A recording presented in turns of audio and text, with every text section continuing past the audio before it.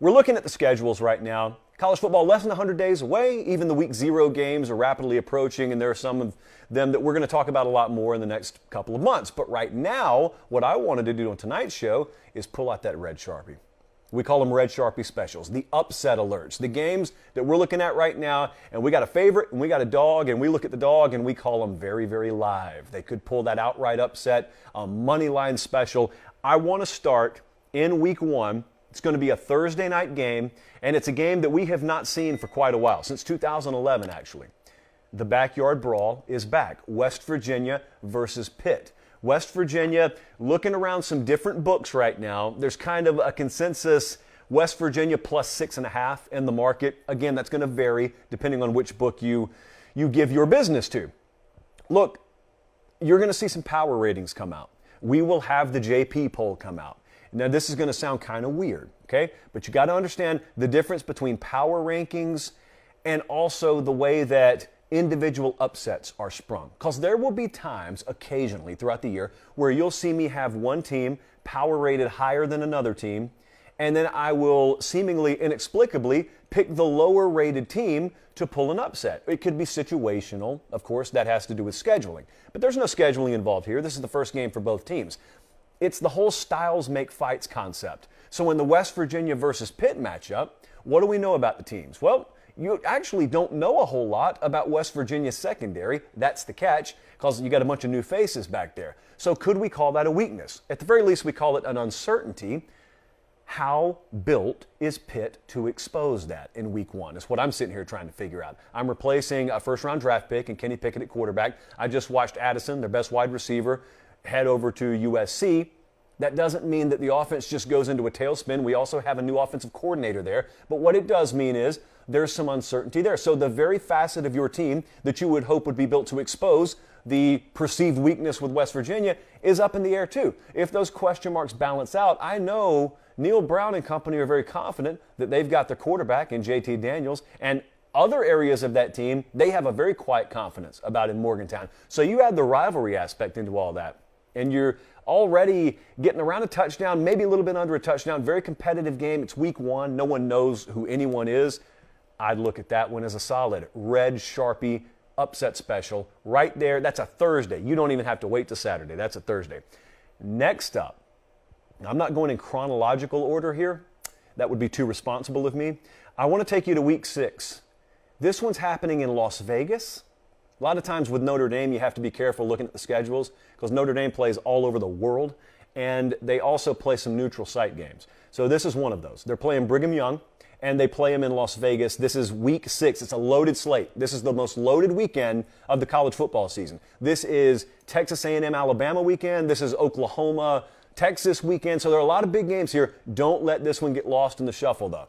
As I said, neutral site game there, Las Vegas. Now, what do we know about Brigham Young? We know that is, according to Bill Connolly's returning production ratings, the number 2 team in America in terms of returning production. We know that they are one of about 18 or 19 teams, I think it is, according to our buddy Parker at Stats of War, that return a quarterback, an offensive coordinator, a defensive coordinator, and a head coach. It should be a lot more commonplace, but it's pretty rare in college football. This is the first trip out west for the new version of Notre Dame, that being the Marcus Freeman Notre Dame. You will have already had a good look at the Notre Dame quarterback situation by this point, too. So we think it's Tyler Buckner there, but whether it's Pine or whether it's Buckner, however the quarterback position shakes out, you've gotten a good look at it if you're Brigham Young. And so you really get to dial up your entire Super Bowl game philosophy here, and you get a prime opponent. And you also have a pretty short spread on this one. Think the consensus number out there right now is Brigham Young plus around 6.5. It kind of looks like that West Virginia Pitt number. So I'm looking at Brigham Young there. Experienced team, including the Ohio State game. This will be one of, if not the most physical games you play all year if you're Notre Dame. You don't have a bunch of certainty at the quarterback position quite yet. So Brigham Young's pulled this stuff off before. They could pull it off again there. Next up, I actually forgot to write down what week this is. What week is the Texas A&M Mississippi State game? It's like week 5 or somewhere around there. Yeah, it's week 5. It's the week before they played Bama. So Texas A&M's at Mississippi State October 1st. And this is about stretches here. So last year, you know, Mississippi State just went into College Station and won. the pushback there would be, yeah, freak upsets happen sometimes. Oh, and by the way, we, as a Texas A&M Aggie fan, if I'm speaking on their behalf, we're without our starting quarterback. And we will have, presumably, our starting quarterbacks healthy this year. Notice I said plural, quarterbacks. We got 2 of them we think we can count on. All right, here's the counter. The counter is, that's all well and good. We can believe that. But this is about stretches, especially when you play in the SEC. Sometimes when you see those upsets, it's not so much the team lined up across from you that given Saturday that did it to you as much as the team you played 7 days prior, or some cases, the teams you played 7 and 14 days prior. Oh, and let's just add in for good measure, in this case, the team you're going to play 7 days from now. There is a 4-week stretch on A&M's schedule that sees them play Miami at home. They play Arkansas in Dallas. Then they play this game in Starkville, and they got a trip to Bama the following week. By the way, if we count a neutral site game as a road trip, which it is, that is a back-to-back-to-back road spot for Texas A&M. You know who tried to do that last year? Arkansas. And that third leg of that 3-week road stretch was at Georgia, and they got flattened like a pancake. I'm not saying that repeats itself this year. I'm just saying it's ludicrous for any conference to allow their teams to go on the road 3 consecutive weeks. They don't even let that garbage happen in the NFL, so it shouldn't happen in college. I digress. We come back. So you've got the whole scheduling dynamic in play. Mississippi State has a much softer opponent the week before. Secondly, we have seen Mississippi State and Mike Leach beat Jimbo Fisher and Texas A&M in the last year. And Will Rogers, the quarterback who did it last year, is back. How about these numbers? The number 46, it sounds like that's the number of passing attempts that Will Rogers had in that game. No, that's the amount of completions he had against Texas A&M last year. He was 46 of 59, 3 touchdowns, no interceptions, and the overall total yardage edge decisively in favor of Mississippi State, 438 to 297.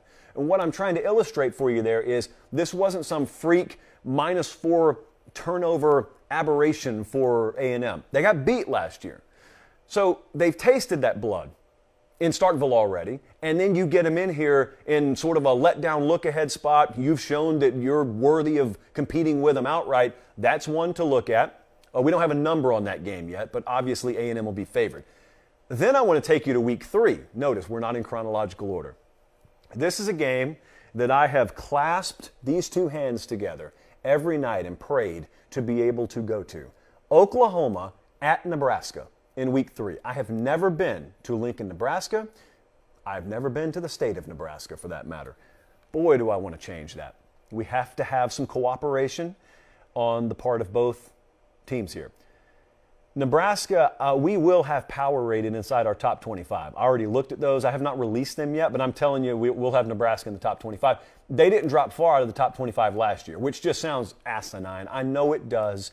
If you've never been in the power rating game, if you just live in the world of AP rankings, of course you wouldn't have a 3-9 team sniffing the top 25 or the top 75 for that matter.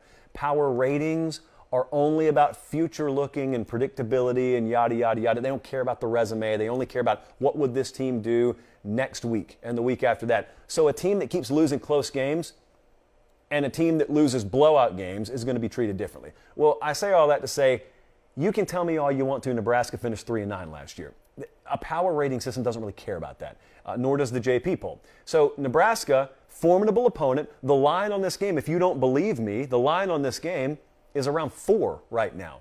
Oklahoma favored by about 4 going on the road here. Now we get into it a little bit. This is an old rivalry. Of course, anyone who grew up watching the game knows that.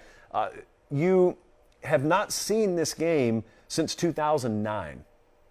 That's what happens when conferences realign and teams move on from conferences. It's not fun. We don't like it, but yet it's the way of the world these days, and we have to deal with it.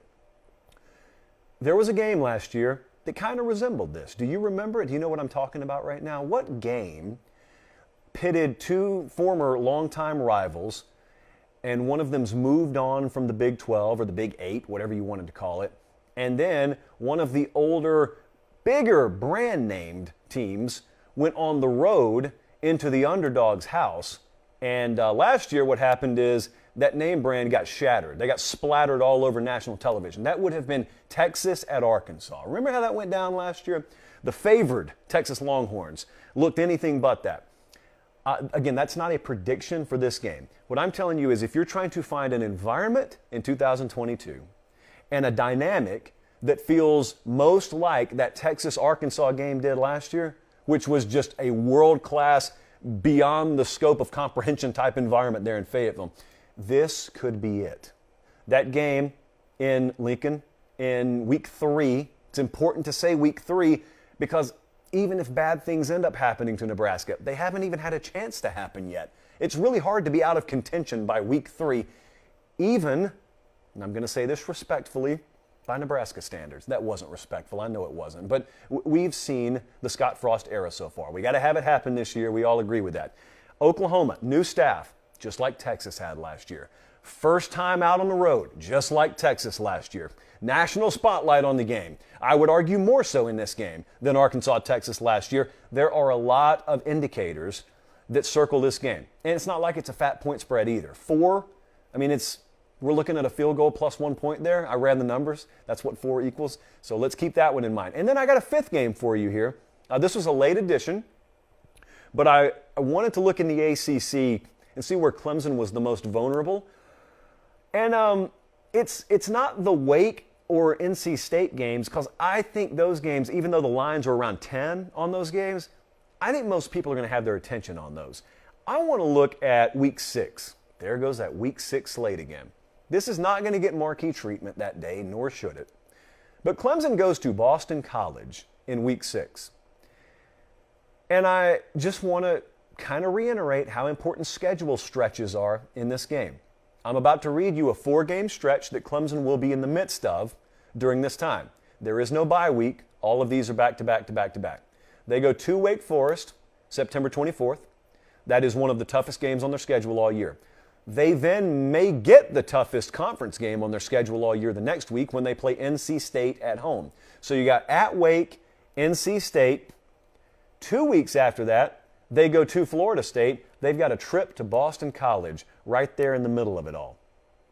And I'm just thinking about the way this game normally happens. And I'm thinking about these teams like that orange tiger paw there, or you can say that blot G or that script A. Even the best in the game do not play an A-level brand of their ball every week. It's inevitable because you've got humans, and in this case, these humans are 18 and 19 and 20 years old. So there's a C+ effort. There's a B- effort. There's that game where you turn it over 3 or 4 times. You can't predict it. No one knows it's coming, but it just happens. Normally it happens when you're in a stretch like this, and you got what you think is a little bit of a let up before you dive right back in the following week, and you've expended yourself back-to-back weeks more so than you think you may have to the rest of the season, and you go to Boston College. Boston College wasn't anything last year. Offensively, their numbers were totally inept last year. They lost their quarterback. And I don't think revisionist history tells you that. You just see numbers on a sheet, and you don't know that they've got themselves an NFL quarterback. I don't know if he's a first-rounder or not, but Phil Dracovic is a guy who will play on Sundays. And when they had him last year, they were going to be okay. They didn't have him. They weren't okay anymore. Well, he's back. They got a veteran group of receivers. Offensive line's not anything to write home about for Boston College, but their secondary is built in a way where they will force you to drive on them to score. And if we learned anything from Clemson last year, it's that they have a long way to go in terms of building a higher precision-based passing game and an offense around it. So who knows where they'll be this year. But if there's an upset that's going to happen, I think it actually may be at Boston College more so than the previous 2. So those are 5 upset specials so far that we have our eye on. That is not an exhaustive list. It's only June, so we'll have several more to add on there.